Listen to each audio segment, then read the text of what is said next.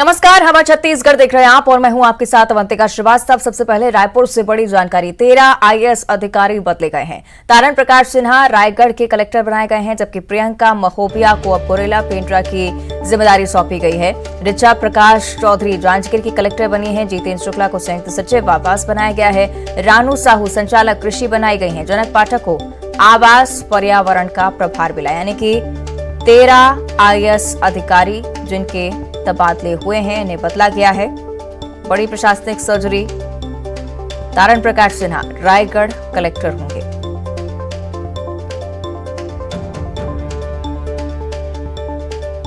तो पूरी लिस्ट आपको बता रहे हैं। जांजगीर जहां पर ऋचा प्रकाश चौधरी अब कलेक्टर होंगी। जितेंद्र शुक्ला को संयुक्त सचिव आवास बनाया गया है। रानू साहू संचालक कृषि, जनक पाठक को आवास पर्यावरण का प्रभार सौंपा गया है।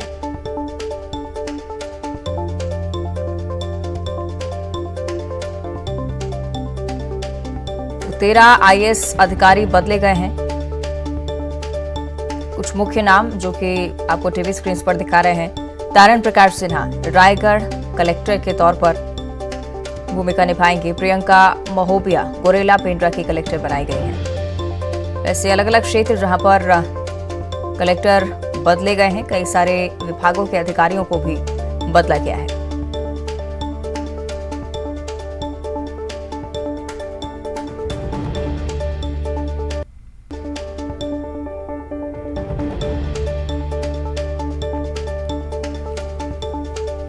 तो 13 आईएएस अफसरों का तबादला, जिसकी सूची आपको दिखा रहे हैं कुछ महत्वपूर्ण नाम जो कि आपकी टीवी स्क्रीन पर।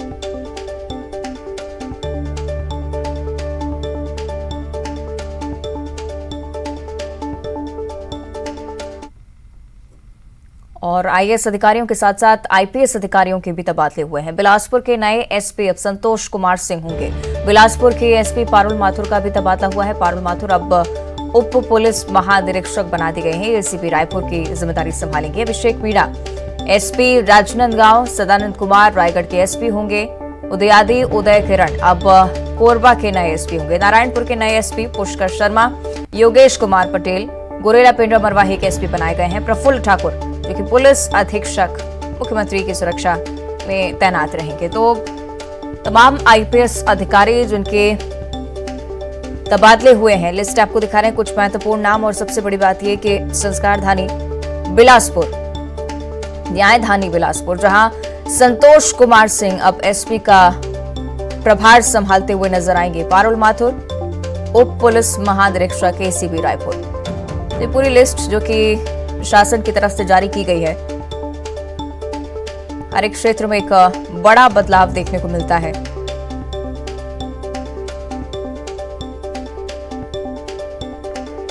उदयादि उदय किरण जो कि कोरबा के नए एसपी, नारायणपुर के नए एसपी पुष्कर शर्मा, योगेश कुमार पटेल गुरेला पेंड्रा मरवाही की जिम्मेदारी के साथ।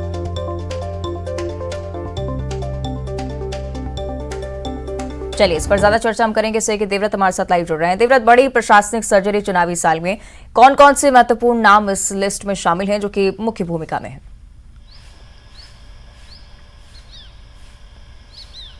जी, निश्चित तौर पे चुनावी साल में इसे बड़ी ही प्रशासनिक सर्जरी कही जा सकती है, क्योंकि 3 कलेक्टर जो हैं वो हटाए गए हैं। जो लिस्ट हमारे पास आई है उसमें जितेंद्र शुक्ला, रानू साहू और जनक पाठक को एक तरह से कलेक्टर पद से हटाया गया है। और जिस तरह से जो लिस्ट है उसके मुताबिक जितेंद्र शुक्ला को संयुक्त सचिव आवास बनाया गया है। रानू साहू जो कि संचालक कृषि विभाग की भूमिका निभाएंगे और जनक पाठक को आवास पर्यावरण का प्रभार सौंपा गया है। 13 जो आईएएस अधिकारियों के तबादले हुए हैं उसमें तारण प्रकाश सिन्हा को रायगढ़ की जिम्मेदारी दी गई है। प्रियंका महोबिया को गुरेला पेंड्रा मरवाही की जिम्मेदारी दी गई है, वहां की वो कलेक्टर होंगी। और जो ऋचा प्रकाश चौधरी हैं वो जांजगीर की कमान संभालेंगी। तो ये आईएएस अधिकारियों की लिस्ट हुई। रही बात आईपीएस अधिकारियों की, तो इसमें भी बड़े तबादले हुए हैं। और क्योंकि आईपीएस अधिकारियों का जो तबादला है वो निश्चित तौर पे चुनाव को देखते हुए ही किया गया है कि कौन बेहतर तरीके से चुनाव करा सकता है और बेहतर ढंग से जिम्मेदारी जो है वो निभा सकता है। और जो इस वक्त मेरे साथ है सूची है उसमें पारुल माथुर का नाम सबसे पहले है, क्योंकि अब तक बिलासपुर एसपी की जिम्मेदारी पारुल माथुर संभाल रही थी, लेकिन बिलासपुर एसपी के पद से उनको हटा दिया गया है और रायपुर बुला लिया गया है। इसके अलावा अभिषेक मीणा जो कि अब तक के रायगढ़ की जिम्मेदारी संभाल रहे थे, उनको एसपी राजनांदगांव बनाया गया है और राजनांदगांव एसपी की जिम्मेदारी संभाल रहे प्रफुल्ल ठाकुर को सीएम सुरक्षा में लगाया गया है। कुछ इसी तरह नारायणपुर में जो घटना हुई है उसके बाद सदानंद कुमार जो कि वहां पर एसपी की जिम्मेदारी संभाल रहे थे, उनको रायगढ़ भेजा गया है। हालांकि रायगढ़ भी बड़ा जिला है, लेकिन इसके बाद संतोष कुमार सिंह जो कि कोरबा की जिम्मेदारी अब तक संभाल रहे थे, उनको बिलासपुर जैसे बड़े शहर की जिम्मेदारी दी गई है। इसके अलावा उदय किरण जो कि गोरेला पेंड्रा मरवाही के अब तक जो एसपी रहे हैं, उनको कोरबा की जिम्मेदारी दी गई है।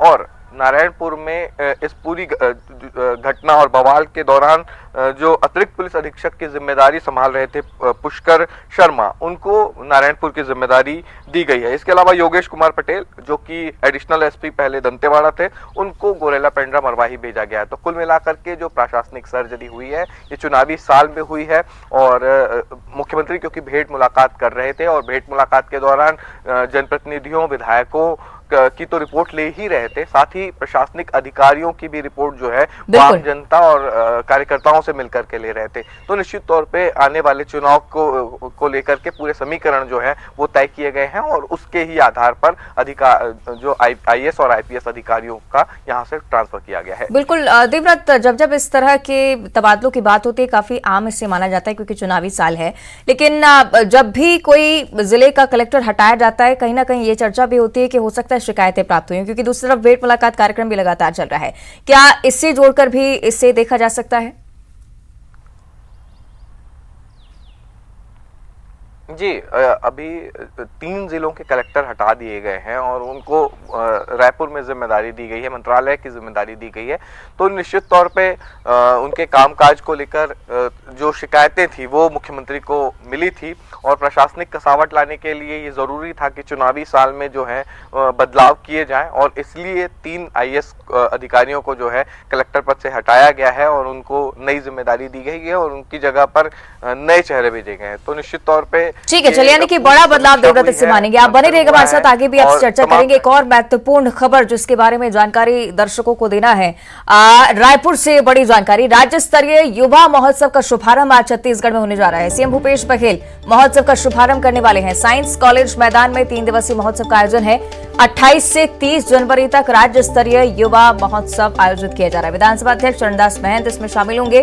खेल मंत्री उमेश पटेल मौजूद रहने वाले हैं। छत्तीसगढ़ीय खेल, फुगड़ी, भौरा, गेड़ी दौड़ का आयोजन, छत्तीसगढ़ी लोकगीत और लोक नृत्य, कर्मा, राउत नाचा, पंथी, सरहुल, तमाम जो प्रस्तुतियां हैं आकर्षण का केंद्र रहने वाली हैं। छत्तीसगढ़ी संस्कृति की झलक आपको इस यूथ फेस्टिवल में देखने को मिलेगी।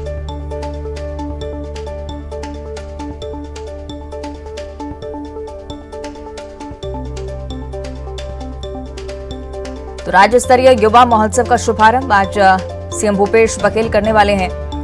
साइंस कॉलेज मैदान में 3 दिवसीय महोत्सव होगा। सही देवव्रत हमारे साथ ज्यादा जानकारी के लिए लगातार जुड़े हुए हैं।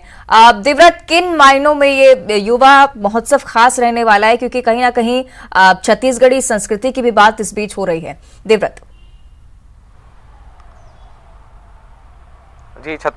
जी, छत्तीसगढ़ी संस्कृति है, चुनावी साल है और इस दौरान एक बड़ा महोत्सव सरकार कराने जा रही है। हालांकि इससे पहले भी यूथ फेस्टिवल्स हुए हैं, लेकिन पिछले कुछ सालों में जब कोविड काल था उसके बाद से एक तरह से इस पर विराम लग गया था।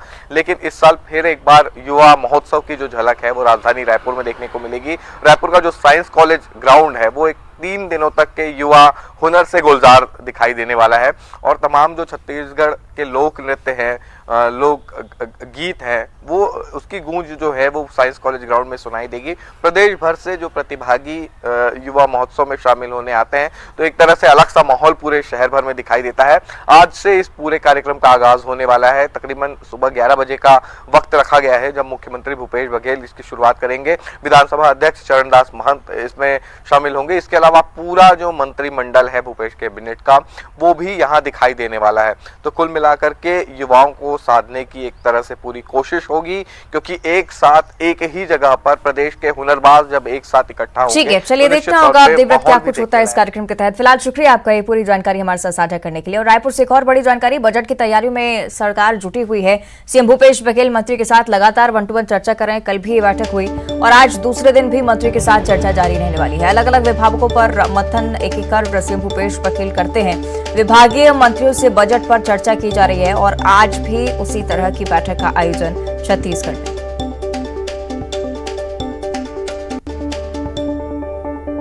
बजट की तैयारियों को लेकर छत्तीसगढ़ सरकार लगातार काम कर रही है। सीएम भूपेश बघेल मंत्री से 1-to-1 चर्चा कर रहे हैं।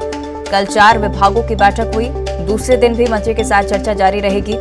अलग अलग विभागों पर एक एक कर मंथन कर रहे हैं सीएम भूपेश बघेल, जिससे सही मायने में बजट इन विभागों को आवंटित किया जा सके।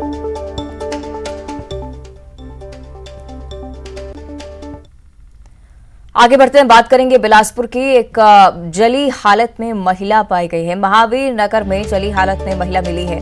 किसी कॉलर की सूचना पर मौके पर पुलिस पहुंची। महिला को सिम्स में भर्ती करवाया गया। 70% से ज्यादा महिला जल चुकी थी। सीसीटीवी फुटेज पुलिस खंगाल रही है। सिविल लाइन थाना क्षेत्र का ये मामला है और अब तफ्तीश लगातार की जा रही है कि किस घटना से इस महिला का रिलेशन, क्योंकि फिलहाल जो जानकारी सामने आई कि कॉलर के जरिए सूचना पुलिस तक पहुंची। सहयोगी विनोद हमारे साथ फोन लाइन पर जुड़ रहे हैं। विनोद, क्या कुछ जानकारी अब तक इस मामले में? देखिए, पहली चीज तो ये अवंतिका की महिला की हालत जो है वो लगातार नाजुक बनी हुई है। कोशिश की जा रही है पुलिस के द्वारा कि उससे बयान लिए जा सके। और कल रात भी जब महिला बेड़ी थी उसे अस्पताल ले जाया गया था। उसके बाद कार्यपालिक मजिस्ट्रेट की मौजूदगी में बयान कराने की कोशिश की गई, लेकिन महिला की हालत इतनी ज्यादा गंभीर है कि वो कोई भी बयान नहीं दे पा रही है। केवल छत्तीसगढ़ी में कुछ बात कर रही है और 70% से ज्यादा जल चुकी है, इसलिए बहुत कम संभावना है कि महिला बच पाएगी। लेकिन डॉक्टर पूरी कोशिश कर रहे हैं कि महिला को बचाया जा सके। और संदिग्ध स्थिति है कि महिला को ऐसा लगता है कि किसी ने जलाकर वहां पर फेंका है, या फिर महिला वहां पर कैसे आई, किन हालातों में आई, कहाँ की ये महिला है। 35-36 साल की ये महिला बताई जा रही है। तो पुलिस अपनी तरफ से कोशिश में लगी हुई है। रात में ही कुछ सर्चिंग टीम को रवाना भी किया गया है मौके पर, और इसके साथ ही साथ आसपास की जो सीसीटीवी फुटेज है उसे खंगालने का प्रयास कर रही है ताकि उसमें से कुछ क्लू पुलिस को मिल सके। तो फिलहाल अभी पुलिस के हाथ खाली है, लेकिन पुलिस की तफ्तीश इस पूरे मामले पर जारी है। चलिए, यानी कि बेहद ही गंभीर घटना है। पुलिस की तरफ से तफ्तीश के बाद ही कुछ स्पष्ट हो पाएगा। शुक्रिया आपका विनोद इस जानकारी के लिए। और रायपुर से एक और बड़ी जानकारी, आंदोलन पर जाने वाले स्कूल सफाई कर्मचारी 5 फरवरी से आंदोलन पर होंगे और साथ ही साथ पदयात्रा और आंदोलन कर प्रदर्शन की भी तैयारी है। सफाई कर्मचारियों की नियमितीकरण की मांग, जो कि अब मुखर होकर रखी जाएगी। 40,000 से ज्यादा सफाई कर्मचारी आंदोलन पर जाने वाले हैं।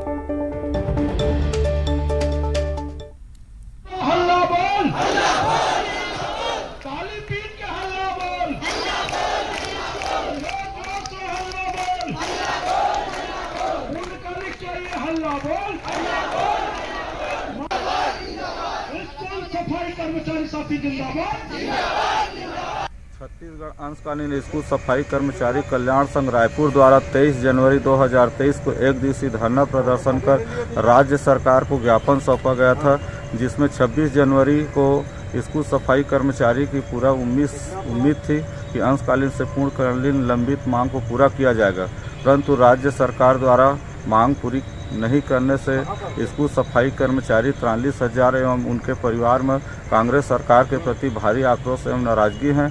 आने वाले 5 फरवरी को छत्तीसगढ़ सरकार के खिलाफ वादाखिलाफी सभी ब्लॉक मुख्यालय, जिला मुख्यालय और राजधानी में पद यात्रा रैली निकालकर माननीय टी.एस. सिंहदेव द्वारा 2018 में किए गए। सहयोगी युगल हमारे साथ ज्यादा जानकारी के लिए फोन लाइन पर जुड़ रहे हैं। युगल, पहले भी इस तरह का प्रदर्शन हुआ, आंदोलन हुआ, मांगे नहीं मानी गई और एक बार फिर से उग्र प्रदर्शन की तैयारी, क्या कुछ जानकारी से लेकर अभी तक?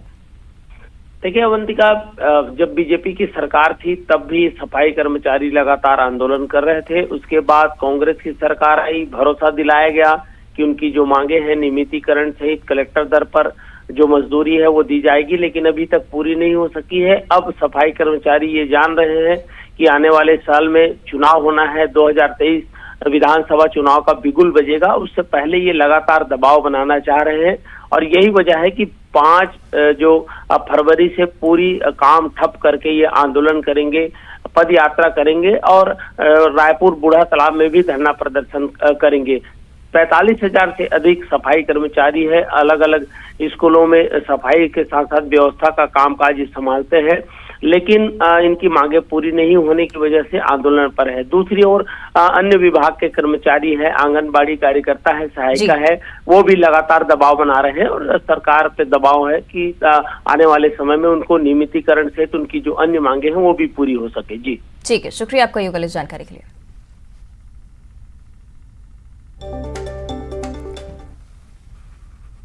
और उधर भाजपा प्रदेश अध्यक्ष अरुण साव के एक बार फिर से आरक्षण और बजट और बेरोजगारी भत्ते को लेकर बयान सामने आने लगे हैं। अलग अलग मुद्दों को लेकर एक बार फिर से राज्य सरकार पर उन्होंने निशाना साधा है। बिलासपुर में उन्होंने कहा कि कांग्रेस का जनाधार खिसक गया है, हर वर्ग को कांग्रेस पार्टी ने ठगने का काम किया है। किसान, युवा, महिला, अधिकारी, बुजुर्ग सभी सरकार के ठगी के शिकार हुए हैं। घोषणा पत्र के कोई भी वादे सरकार ने पूरे नहीं किए।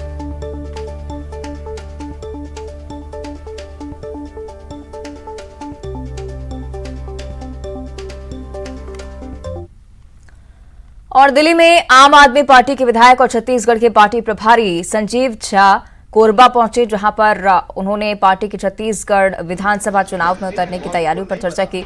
संजीव झा ने आम आदमी पार्टी को देश का सबसे कट्टर ईमानदार पार्टी बताया है और अपने दिल्ली मॉडल को लेकर सूबे की जनता के बीच जाने की बात कही है। साथ ही उन्होंने दावा किया कि छत्तीसगढ़ में आगामी विधानसभा चुनाव के बाद उनकी पार्टी प्रदेश में मजबूती हासिल करेगी।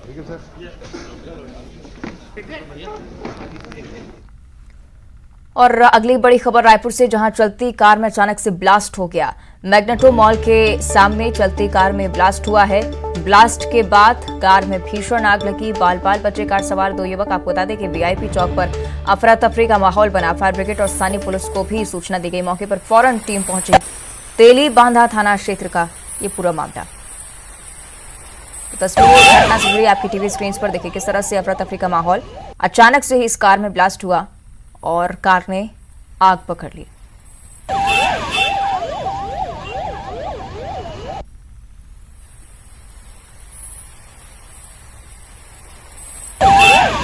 जैसे ही पुलिस की टीम को सूचना दी गई, पुलिस भी मौके पर पहुंची।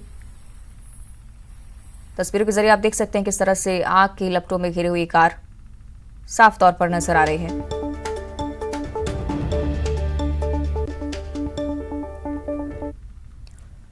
और अब देखिए 25 सेकंड में खबर। बजट की तैयारियों में जुटी भूपेश